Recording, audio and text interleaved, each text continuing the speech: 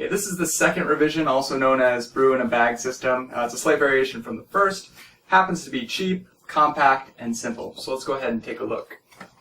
Within here we have a stainless steel colander, a piece of muslin, which could be substituted for a bag. We get this muslin in this size because it's forward compatible with double brew systems later on.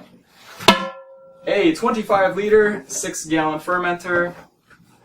Our pot here is 30 liters, 8 gallons.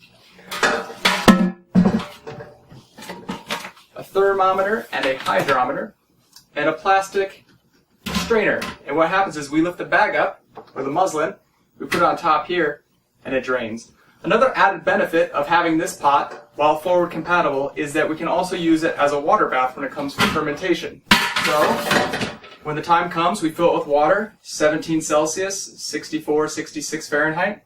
We take our fermenter, and we put it in the water bath, and we can add hot water if it's the winter time, or we can add cool water if it's the summertime to maintain a stable fermentation pace.